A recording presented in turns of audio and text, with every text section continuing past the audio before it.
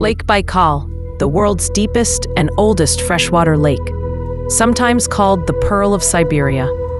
But beneath its clear, turquoise waters lies a darkness few understand. In early August 1994, two young men walked into Baikal's frigid embrace. Friends, tourists, expecting a splash, a thrill, maybe laughter. Within minutes, one disappeared without a trace. The other walked back to shore alone, shivering and silent. Authorities found him later that day, but the other, his body emerged hours later, floating belly up. No obvious trauma, no sign of struggle, just eerily calm. That was the beginning. Over the next decade, more than 300 people, swimmers, fishermen, tourists, were found drowned in suspicious circumstances. No witnesses, no panicked cries, no clear cause. Some called it cold shock. Others whispered of spirits, Lediani Getter, the cold death spirits. Still, many feared Baikal itself. This is not folklore. It's a horrifying reality. This is the story of the Lake Baikal Swimmers, of beauty that hides something malevolent, something old, something deadly. It began on August 10, 1994. Sergei and Rostislav, two friends from Irkutsk, decided to swim under the blazing Siberian sun. The water was deceptively inviting, shimmering at 10 degrees Celsius, cold enough to shock, but warm enough to entice. They waded in, shoulder deep, and joked about the cold. Then Rostislav slipped beneath the surface. Sergei called after him, laughed, splashed until realization struck. He'd slipped into silence. Despite a frantic search, Rostislav didn't surface. Sergei, dazed, made it to shore, not speaking a word. A fisherman found him hours later, curled near the pier, lips blue, body rigid. Hours later, Rostislav's body washed ashore. No struggle, no blood, no footprints, just him.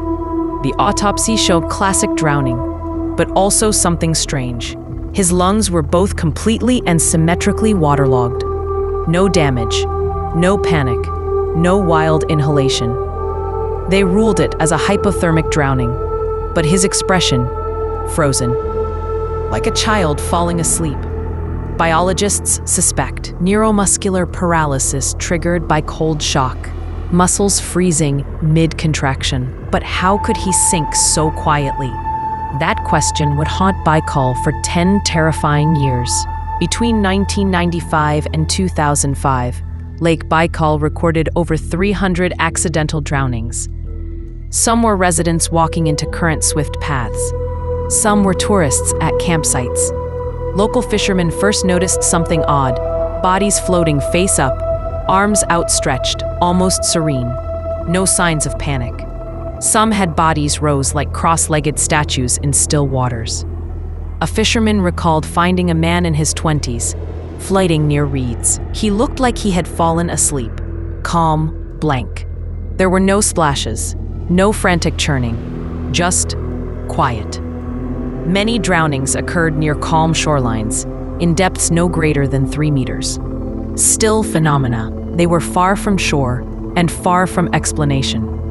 Rescue teams followed standard procedure: rope, life belts, boats at the ready. Yet families arriving at morgues often found unexplainable bruising. Pale chest patches, blue around jawline, moves caused no tears. Almost like their bodies froze upon death. Hypothermia experts attribute this to cold shock. Sudden cold triggers rapid inhalation and cardiac disruption. Victims inhale water, their airway spasms and closes, and they drown fast. But why did their bodies look so peaceful, so composed? Why such beauty within death? Scientists investigated cold shock, the abrupt gasp, the muscle paralysis under 15 degrees Celsius water. Body becomes limp. Swim reflex shuts off. The shock can strike even experienced swimmers. Lake Baikal's remarkable depth, reaching 1,642 meters, and crystal clarity mean that temperature layers shift quickly. A swimmer may suddenly plunge from surface warmth into a nearly freezing thermocline. Subaqueous current simulations show a rapid descent of water temperature within centimeters. A person who jumps in may drop 10 degrees Celsius within a meter. Neurologists term it the inability to call for help. Lungs lock, vocal cords contract. The struggle never begins. However, when the body resurfaces hours or days later, it's often buoyant immediately, without wounds. No bloating, as if staged. Morgue photos confirm closed hands. No gripping, no tension. Chen, a local research diver, opines, it's like they cancel at the lake. They don't get to panic. They vanish with dignity in stillness. Still, questions linger. Why do some bodies never reappear? What if currents carried them to the abyss? The science explains, but it doesn't console. But science is not enough. Locals tell of Legionnaire getter, frozen spirits, restless souls claiming the living. In 2002, a fisherman told reporters of ghostly silhouettes under his boat, shapes that did something. Within seconds, his frozen friend felt caught in a strange paralysis, regained control, and fled. He survived. Barely. A few years later, a tourist recorded a video. Ripples forming without visible cause. She said she saw something dark beneath. Police said it was fish, but locals, they whispered. Some southern tribes speak of Baikal as a sentient force, alive, unforgiving. Then there's Baba Yaga, the witch of Russian folklore, said to roam in nighttime mists. Some link drownings near forested shores to her. Others speak of old shipwrecks, ghost vessels trapped in the depths, cursed. Are these calls of madness, echoes of culture, or something real? Today, Lake Baikal enforces caution. Signs warn lone swimmers. Rescue teams stand ready, yet drowning still occurs. Researchers monitor gas emissions from lakebed, methane pockets that may trigger bubbles and ambulatory chaos. Modern divers traverse beams of light. They search for missing swimmers, but only find obsessive calm in the deep. The taut, up to 300 bodies. Some vanish. Some come back and tell no story. Perhaps science can only go so far because some mysteries are meant to stay submerged.